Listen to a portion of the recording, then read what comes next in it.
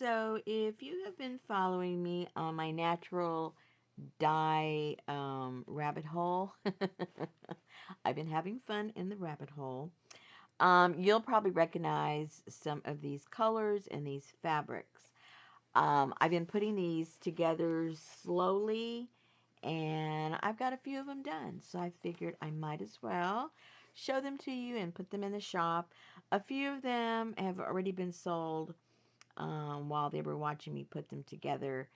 So I don't have all the different dyes that I've been working with. I do have three different um, colors, though, that I will be sharing with you. So this one was done, this natural dyeing I did was with marigolds. And I did this back in, I should have that written down here somewhere, probably in 1 minute, please, in September. So I believe this was the very first color that I did, and it was a lot of fun. But anyway, these journals here, let me give you a measurement. These journals are 11 by almost 5. And the fronts and the backs, they're all been collaged with different colors that, remind me of the marigolds. This is naturally dyed fabric with the marigolds, so I'll point those out as we go along. This wrap is also, this tag was done with the marigold dye. And there you go. So I'll just go through them pretty quickly. Most of these are, either antique or vintage papers and books. I do have some printouts. That was also dyed with the marigolds. And I show on my videos um, the process of doing the dyeing if anybody's interested. That would be way back in September for this particular color.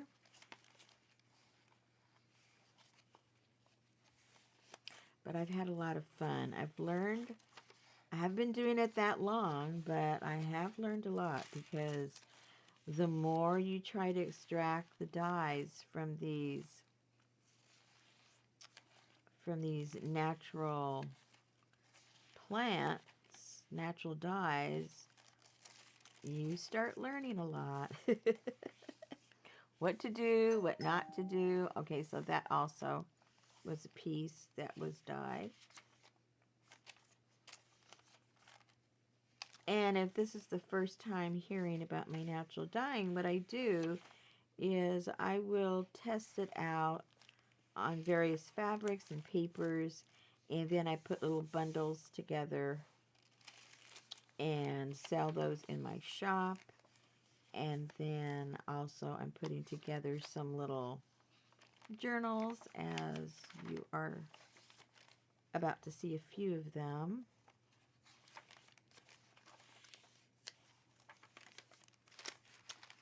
And this is some more of the fabric. And some more of the fabric that was dyed.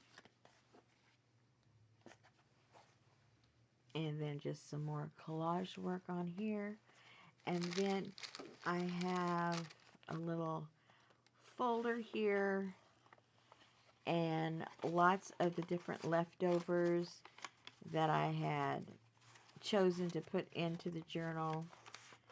And so I usually put my leftovers and my scraps together so that you can use them in the journal yourself. And then I also have some scraps of the fabrics that I dyed in the marigold, so you can incorporate that into either this journal or another journal. If you're into slow stitching, there's a lot of fun stuff here to play with. So that's included with that one. So this is the marigold one. I only have one. The other one is already gone. It's been gone for a while. Okay, so then I did some extracting from some, um, oops, it'll help if I can find where the end of this is.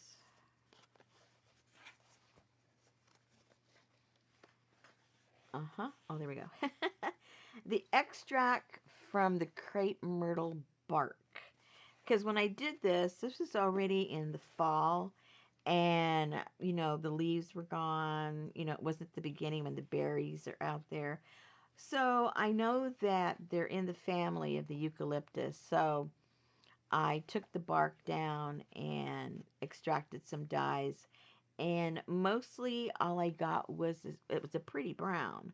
But I'm gonna try some of the leaves and the bark in the springtime and see what what colors I end up with. But it's a really pretty color. I'm not sure what you would call this. I'm not sure, but I like it. So anyway, so the front here, this fabric right here was dyed with the crepe myrtle bark, and so was this lace and the tag. And if you're familiar with natural dyeing, the colors really change depending on if what type of fabric, what type of paper, if you use mordants, if you don't, if you use modifiers. So this is the picture of the bark from a crepe myrtle, and the date I have on here is October. So that's when we did the crepe myrtle in 22. And then here is just a crepe myrtle leaf, dry leaf. I didn't have any green ones. This was also dyed with the crepe myrtle. As was this trim right here.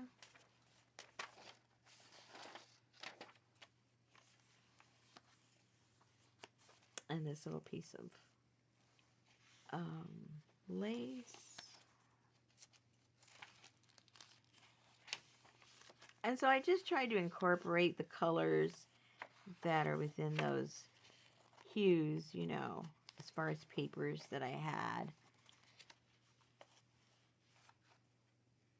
Printouts, different books and magazines.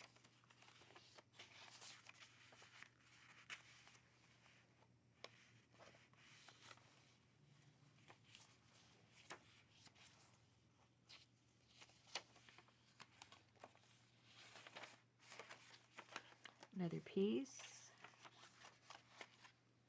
And in here, I just have some leftover goodies that you can put inside of the book. I've always got leftovers. If you guys follow me, you know I've always got way too many leftovers.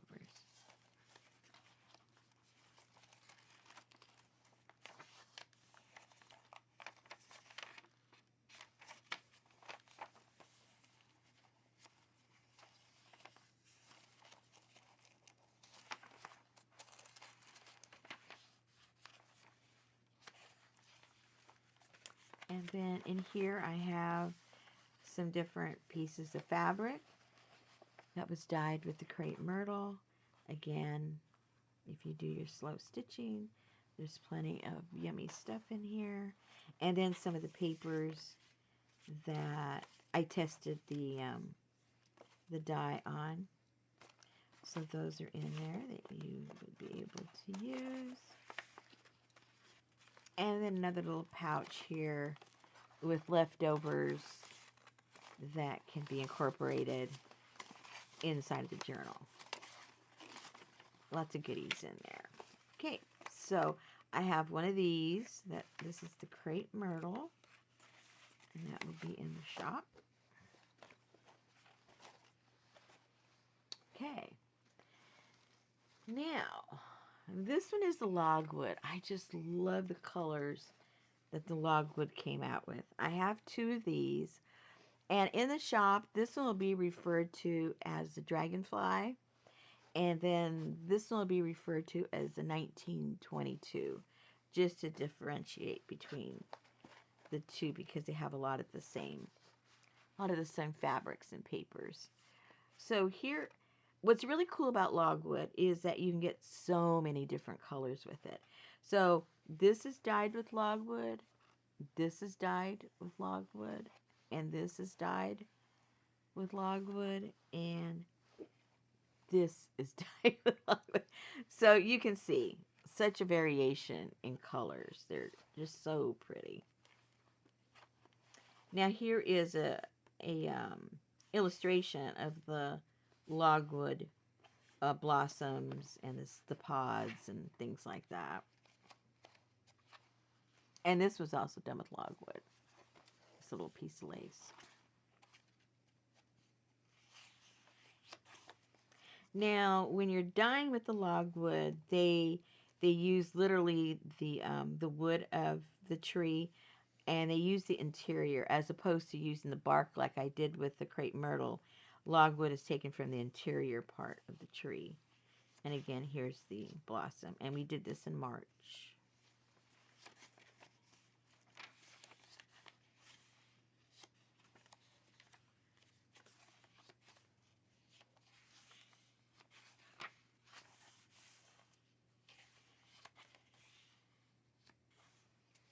See how the pretty gray that you can get from it. It's very pretty.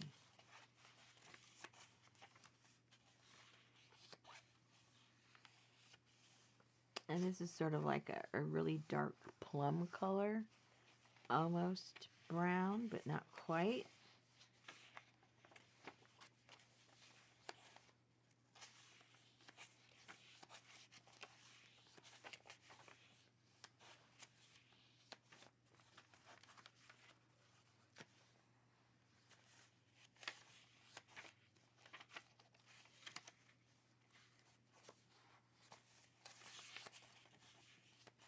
That was also done with the Logwood.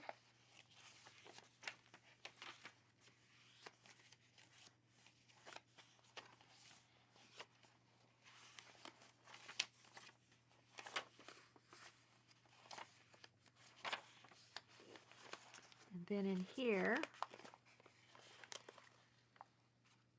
I have some printouts that you can use if you want to do some collage work. And then I also have these fabrics that are done in the Logwood and two types of trim. So you can use that either in a journal or some slow stitching. And then here, this little pouch. And this is also filled with different things that you can use for collage work inside of the journal. Okay, so this one is Dragonfly. And the last one that I have, you can see here again the fabric with the Logwood and the trim.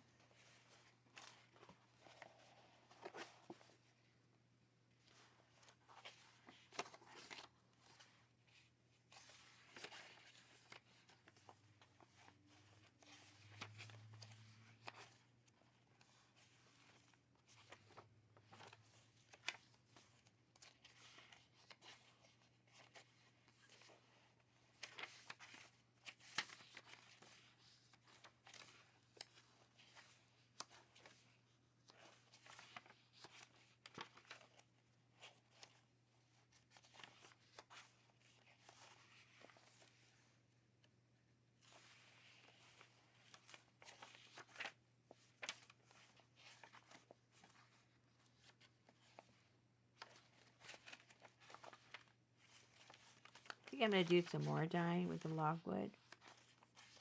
That's that.